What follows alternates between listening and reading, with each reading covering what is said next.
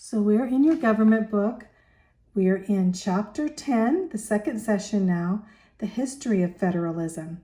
We've been talking about federalism, and this will get into why do we have a rise in our central power when the power was supposed to be equal between the federal government and the states.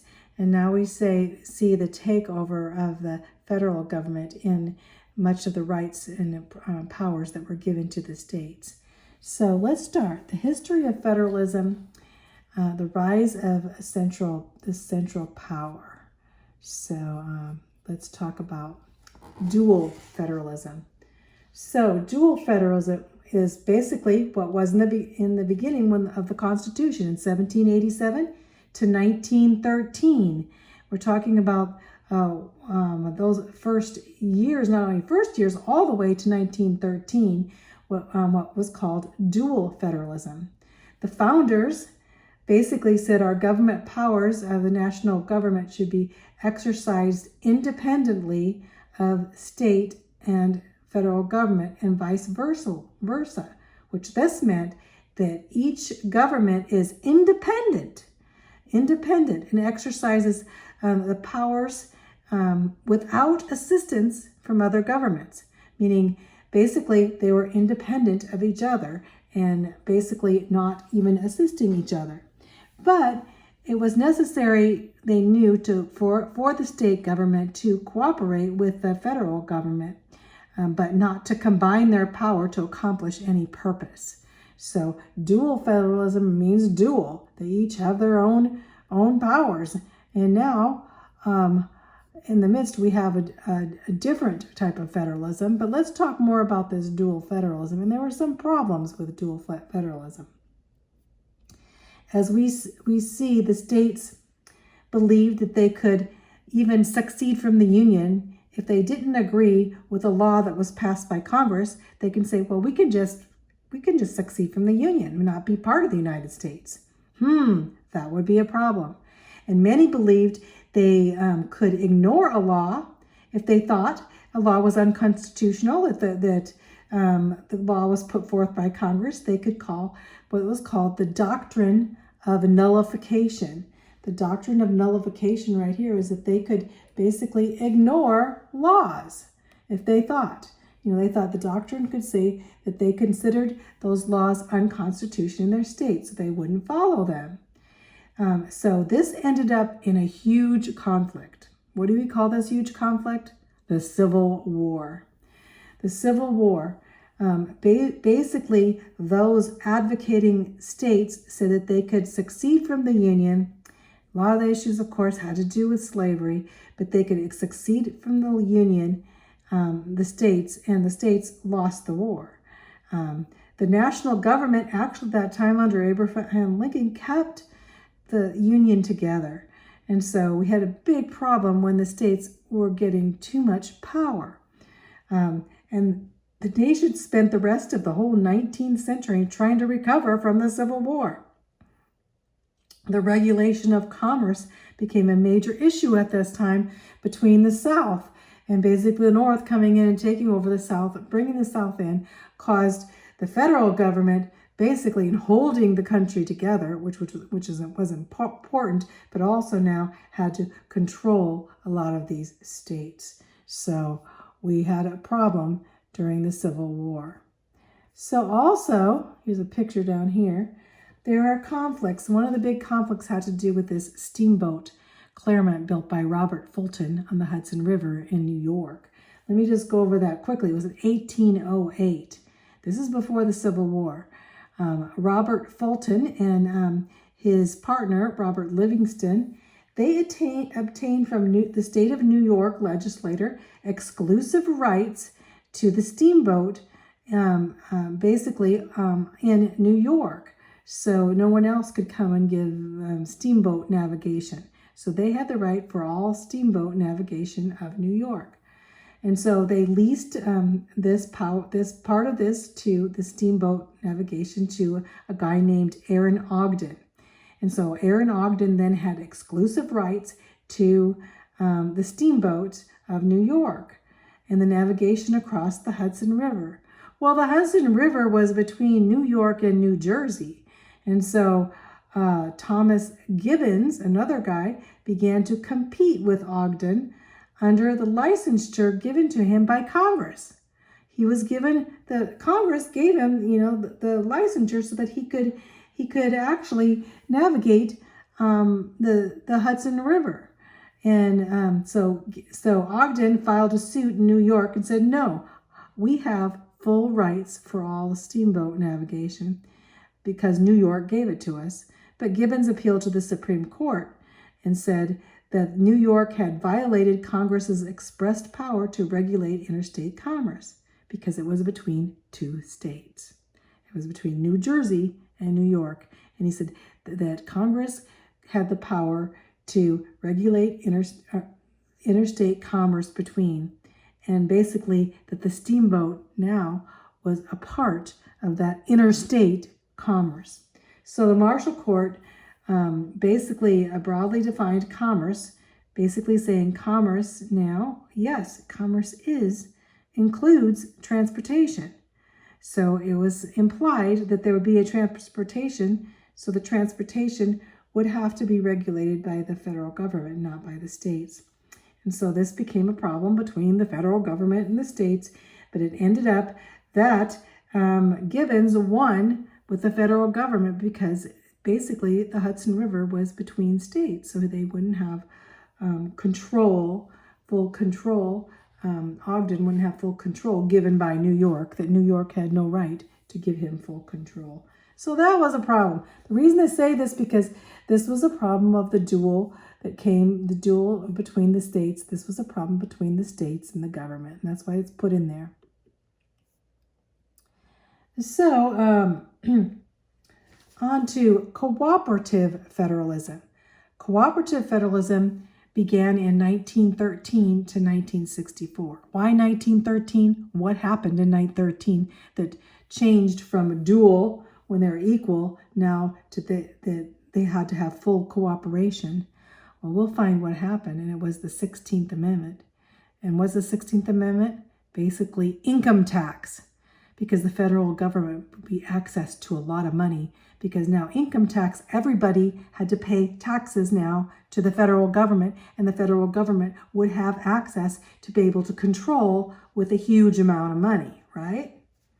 So in the 20th century, distinctions began to erode between the states and the federal government again to deal with hardships. Also, hardships came in. What happened? Hardships at this time? We have the Depression, the Great Depression, and also that will come on. We have the world wars coming on, World War I and World War II, mainly World War II.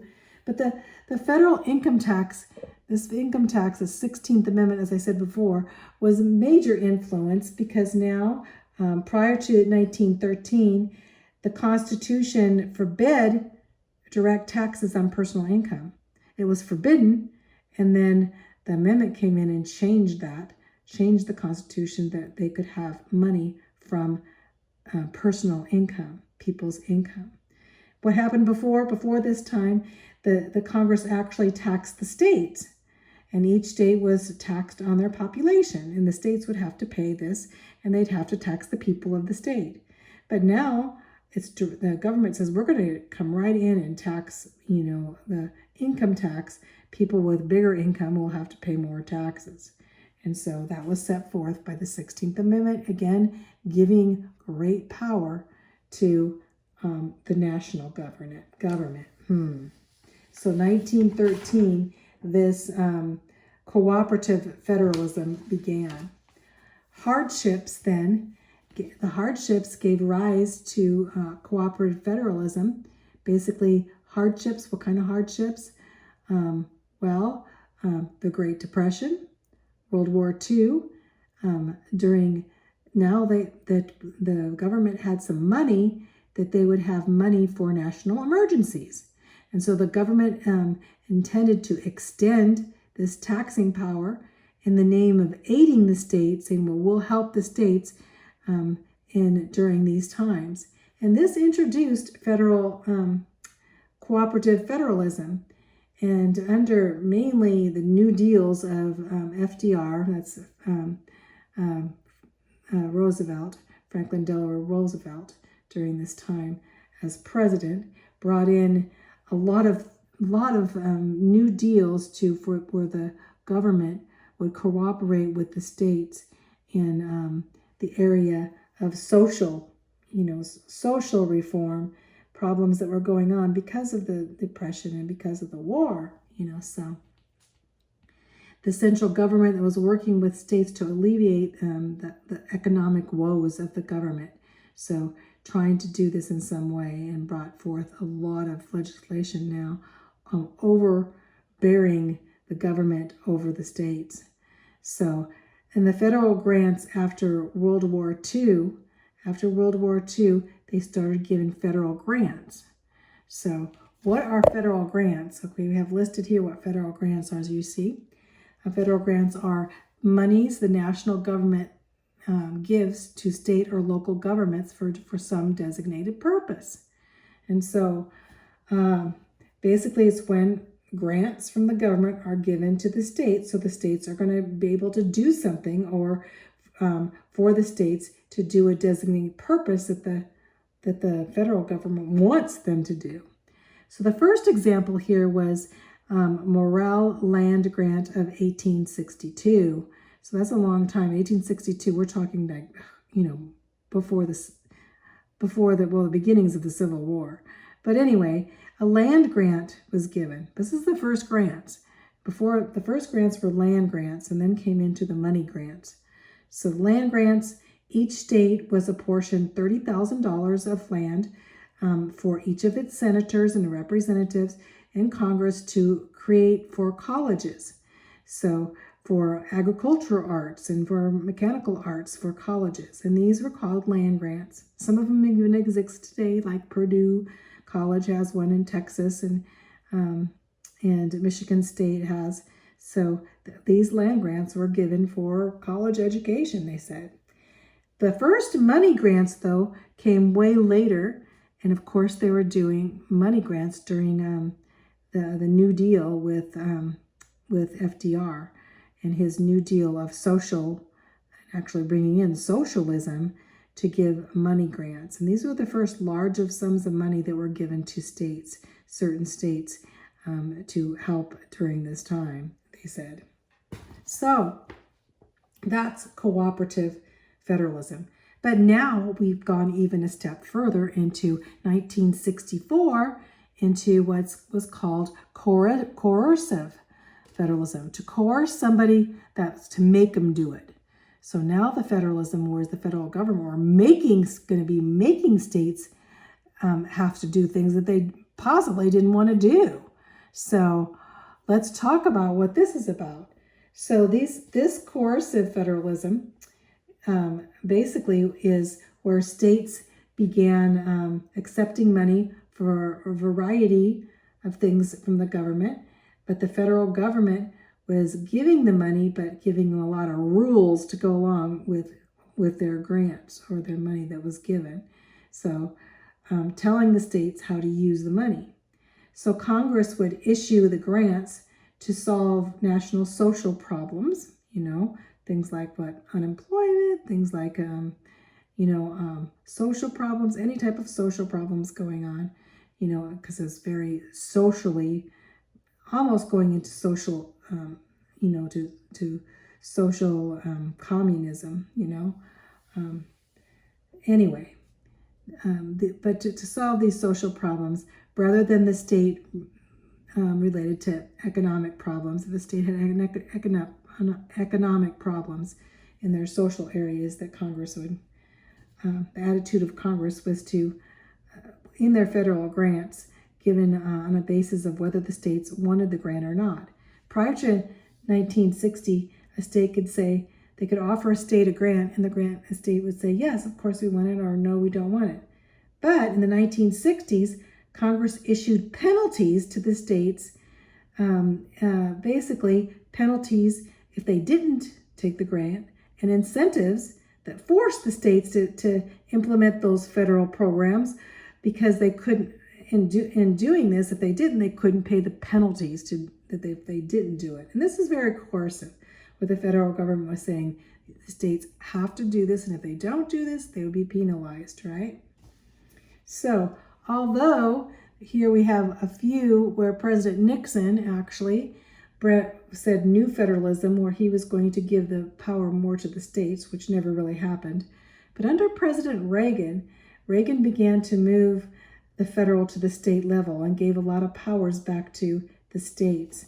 And he cut a lot of these grant programs for the states. And a lot of times people got upset with this at this point, but it actually gave the states more power because they were not coerced and controlled by federal grants. But now, after Reagan, of course, this was very short-lived.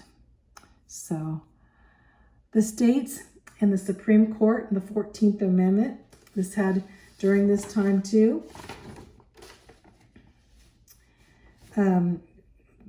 Basically, the courses, let me go over this here. Well, anyway, basically, one of the ways the Supreme Court has coerced the states into submission is through the interpretation of the Constitution through the 14th Amendment, the Due Process Clause. And hey, before we get to the states and the Supreme Court, I forgot, let's see, Federalism Today, this area down here. Let's talk about, we got Federalism Today with coercion, but let's talk about Federalism Today. So the states labor under these mandates of the national government and have little funding to pay because they have mandates that they are mandated to do whatever the government tells them to do, right? And there's a slow erosion of the states, and due to the Supreme Court decisions, they've been to the federal government. And since the 1930s, both allowed to exercise control over the states. So both the Supreme Court and Congress have basically said, oh, we want to control the states to unprecedented laws, unprecedented levels, I should say. So Congress has refused to use the power of check and power of balances with the judicial branch at all, and the court has failed to rightly judge the constitutionality of the legislation by Congress, and this result has given federal government strongholds over the state. So basically, Federalism Today is basically the federal government has been controlling a lot of areas of the state, and Congress refusing to use the power to check the judicial branch. A lot of this power comes from the Supreme Court. The court system basically ruling, that these laws are constitutional, so that legislation is passed against the state, which is really bad because I'm coming to think about this whole thing, is that the Supreme Court judges are not elected by the people of the United States. They're appointed by the president and Congress. And so we have, again, judges that are giving forth laws and dealing with the states, and these mandates to the states, where the people of the states are being taxed and controlled and don't have representation. They haven't voted for these judges. So this is a big problem here with Federalism Today. So now let's go to the states and the Supreme Court and the 14th Amendment. So I kind of started this here, but the 14th Amendment is where the due process comes from, because in the 14th Amendment, it's listed as due process says that the state cannot deprive any person of life, liberty, or property without due process of law.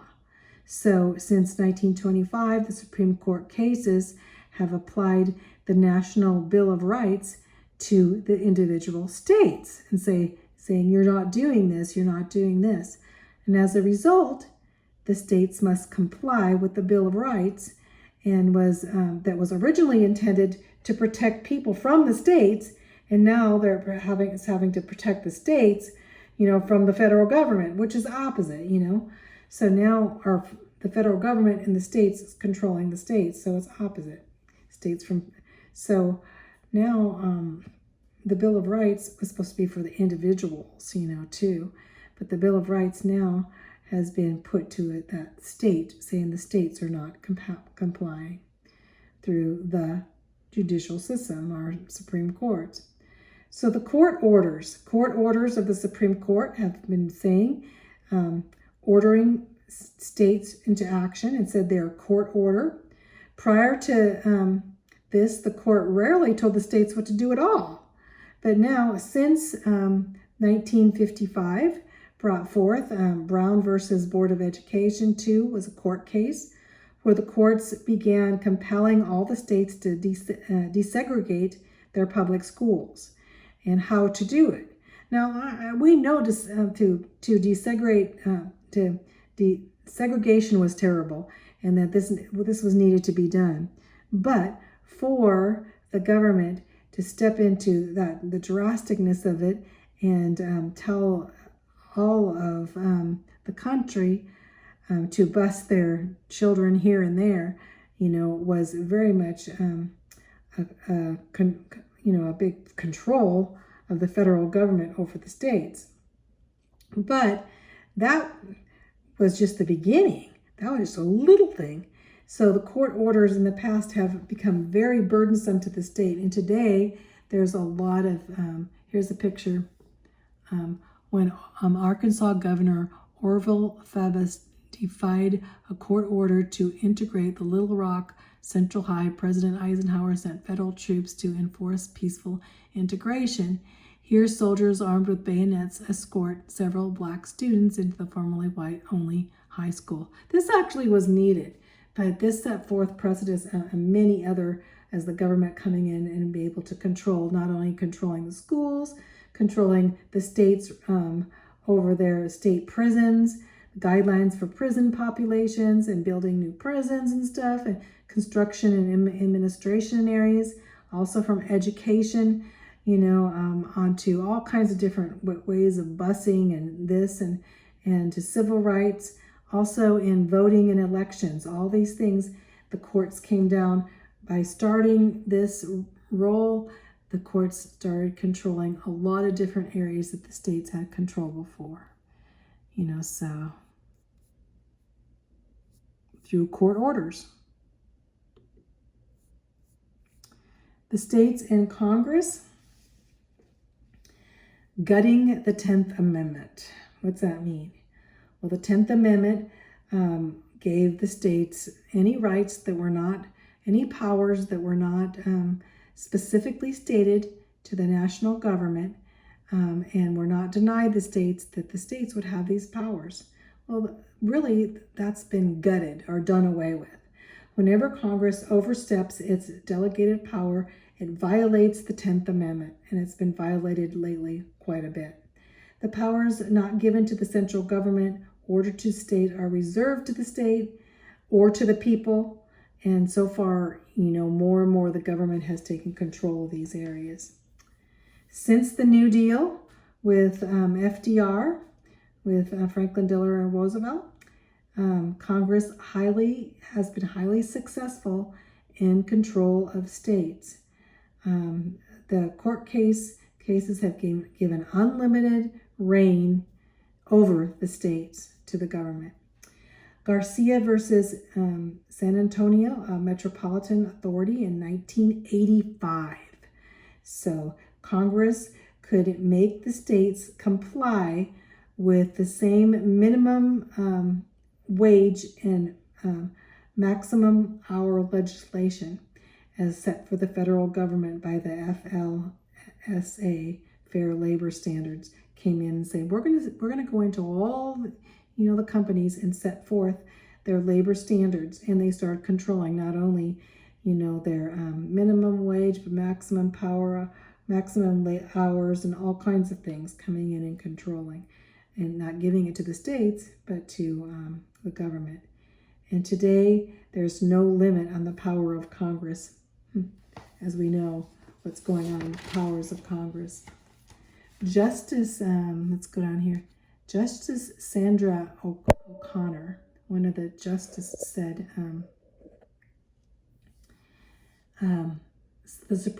she's of the Supreme Court, but she said, the central issue of federalism is whether any area remains in which a state may act free of federal influence. She was saying there's no areas the state can act free of federal influence. The states have little power, right? Which was becoming true. So Congress has increased its power in two different ways. We're going to talk about these two different ways. The first way is called preemption. Preemption, what is preemption? Preemption is when the federal government supersedes and overrides a similar state law. So say, okay, a law has let's take abortion. The law has in a certain state has a law against abortion, and then the government says under Roe versus Wade that it's legal. So basically, the states their laws are gone. So it's basically where preemption is when a federal law supersedes or overrides what a state's law has been, right? And so this law is preemptions. Preempts is the word. So today, mostly these laws of preemption have to do with the environment, with health, and with safety.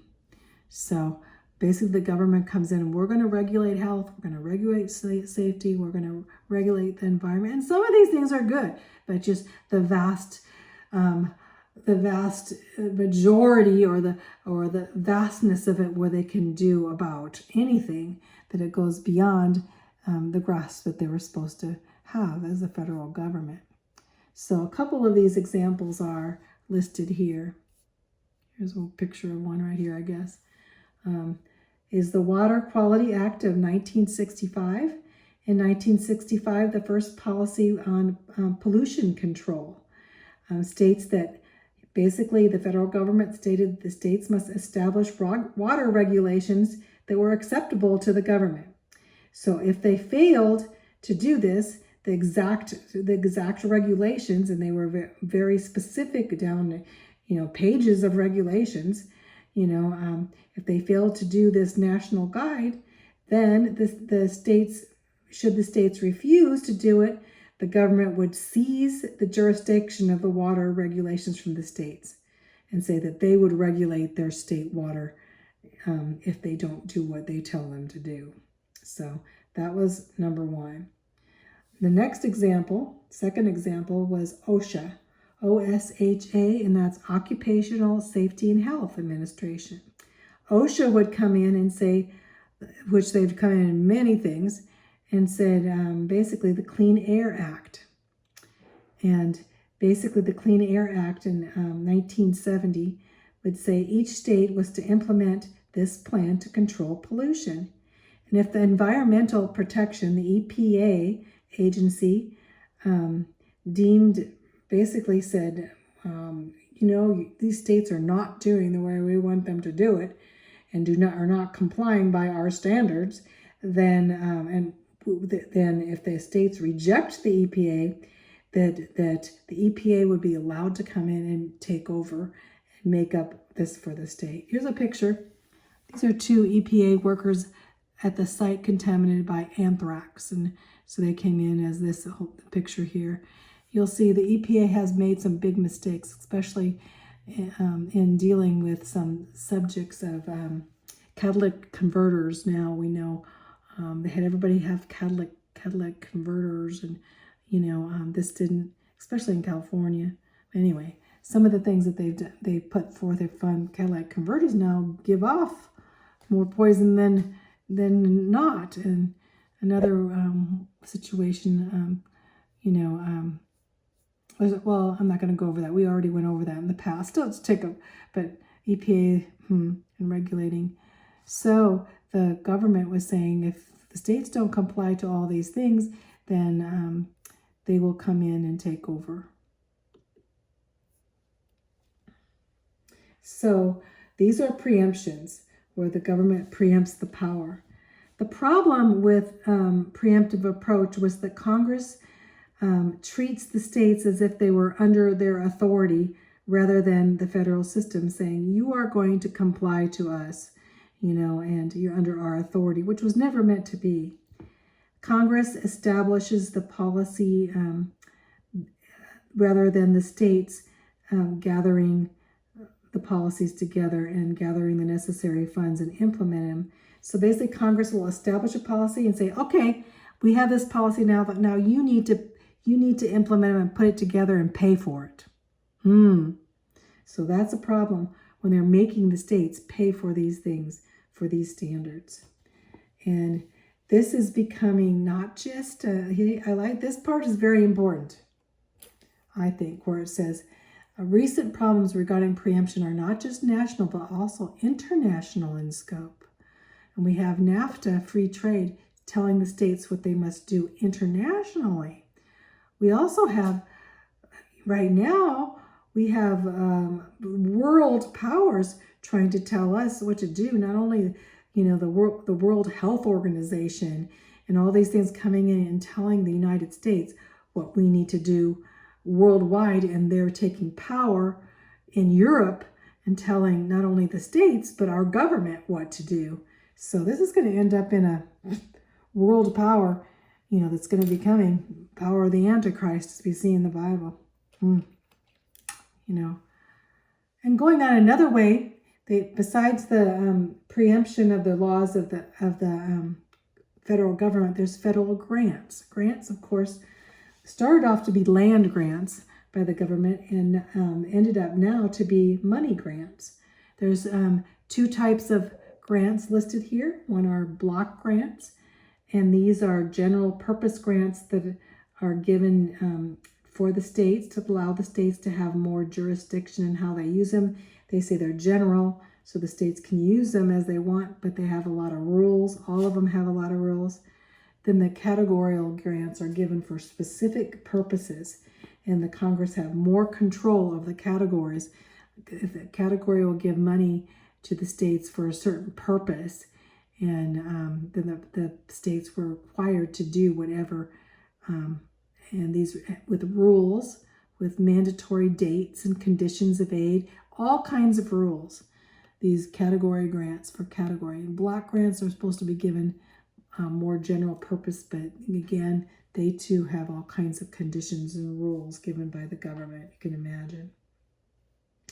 States began to lose their independence when they began, or their independence of state powers, when they began accepting large amounts of funding for grants from Washington, D.C., because each of these fundings brought forth mandates for them that they had to follow certain mandates if they, took the money. And now they were mandated to take the money. If they didn't, they would be penalized. So mandates increased, and the states had, if the states had not the funding, then they would ask, the government would have to give the funding for the mandates, and then they didn't bring in these grants, right? And grants were used a lot to control. So if Congress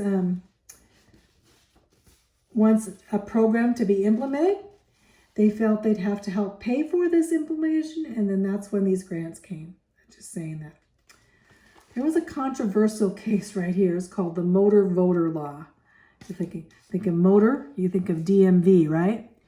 The DMV motor voter, DMV and voting. I always thought, what did the DMV have to do with voting? Because we go to the DMV, and they say, okay, would you like to register to vote at the DMV, at the motor voter? So what in the States?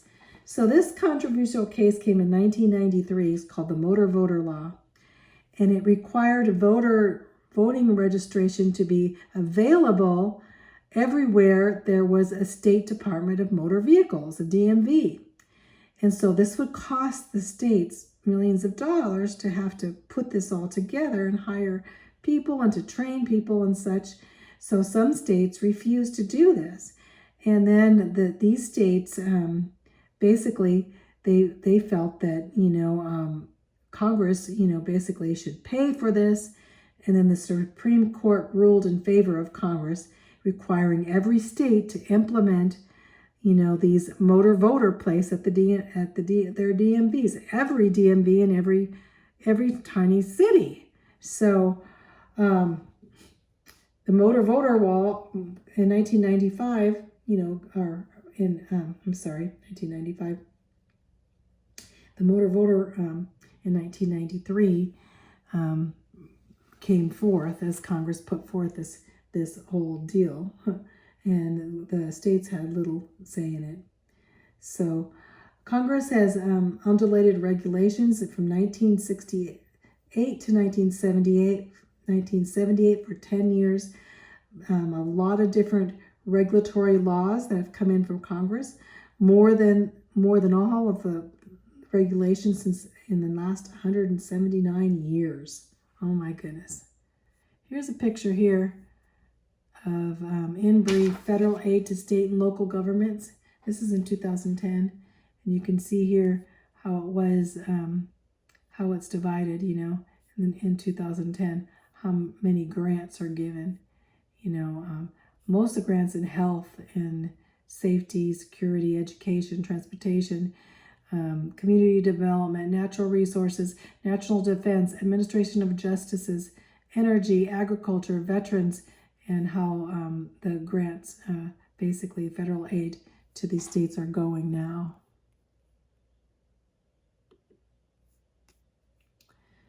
So it says here, basically here, in 1995, Congress did pass the Unfunded Mandates Reform Act in 1995 to try to prevent a lot of this stuff or to limit it. But basically, that Congress would have to conduct studies to determine the cost of mandates on the states. And then most of these mandates are exempt from this law anyway. So this Unfunded Mandates Reform Act really didn't do much. Let's just say that. And it was doubtful in helping anything and still left the federal burden to federal regulations. So even though they had this in 1995, it hasn't been a help. Just say that, the Unfunded Mandates Reform Act. So in summary, let's go over the summary here. In summary, our federal system has made states little more than extensions of the national government, saying our states are just going to do what the national government tells. Courts and Congress have exercised substantial authority over states, and neither the courts, the Supreme Court and Congress, is willing to relinquish their power now. New federalism, which was put forth to try to prevent this from and help the states, and basically, but the states do not have the funds, and the less funds to pay, the more grants they're going to want. Once you start getting these grants, then you get used to get them, right? So giving states more of a say does little to alleviate the financial burden that comes from forced implementation of the national programs and to pay for them. So you can say, okay, we're going to give the states more power, but the state's like, well, we don't have the money for more power. We're going to have to get the grants to do this anyway. So, but still, we go back to our Constitution, which still calls for a federal system that provides clear divisions of power between the national government and the states. So this reserves to the states all powers that are not delegated to the national government under the 10th Amendment, of course. With this sure foundation, there's still hope that exists and remains for a revival in federalism, as our federalism is going mainly to control of the government, that we now know that that's not what the Constitution said. In 1995, there was a glimmer of hope. Here's William Rehnquist here. So we'll see. The Supreme Court decided against Congress for the states under the United States versus Lopez. and it banned Congress from policing local school zones, for basically Congress coming in and policing certain areas. And that was the first case in 60 years to hold up for the rights of the states, and as intended by the founders. In fact, here's what William Rehnquist, he quoted, again, James Madison saying, "The powers delegated by the proposed Constitution to the federal government are few and defined. Those which are to remain in the state governments are numerous and indefinite." So he's saying we need to give more power back to the states. And that is where hopefully it will start going in that direction. But we'll see in the next presidential election. So before, let's talk about Section 2 review really quick.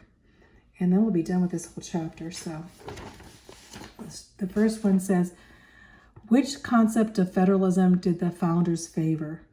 The founders favored dual federalism, where each, the federal government and the state, would act independently of each other.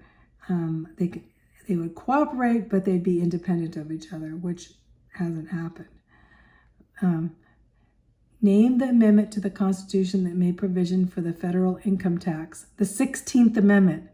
Basically, the 16th Amendment gave the federal government a lot of money from taxes, personal taxes, not paying the IRS. And now the federal government, that's where they get the money, and that's how they started getting much of the power they had. Money brings power, right? So number 3, what are federal grants? Name 2 types of grants. Federal grants are money, usually money, they're basically money, or what the national government gives to the states, grants the state something. It used to be land grants.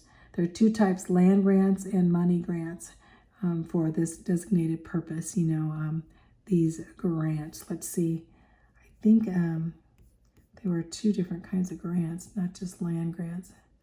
Federal grants, 2 kinds of grants. Of course, we have the land grants and we have the money grants. And there are 2 types of grants. Were the block grants that are given for the purpose, the grants that allow the states to have more jurisdiction in telling how to use the funds. They're block grants. They're just given to them, and then the states decide how to use them, although they have many rules. And then there are categorical grants, like grants for health, grants for this, and that's where the Congress really controls a lot. So the block grants and the category grants are 2 different types of grants. So let's go on to, how has the Supreme Court coerced the states into submission to the federal government? Well, basically coercing the states by court orders, but what 2 different ways. One's coercing the states by grants, we know that, but also as preemptive rules to do this too. They applied the National Bill of Rights to the states, court orders to the states. That has happened. But also, let's go back to that area so you can see.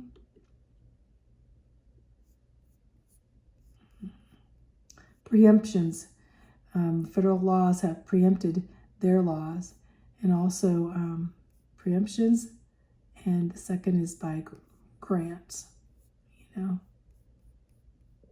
So let's go back to, because in grants, the states are required, in the grant, basically to follow the rules. Government controls by grants, let's just say that. How has Congress increased the power of the federal government over the states? And we know that, I just told you about that, by preemptive and by grants. Those are 2 of the ways it has done that. So kind of answered that question before time. So that's it. So now we know this whole thing on federalism and the governments of the states, powers of the states and the power of the government have been in conflict.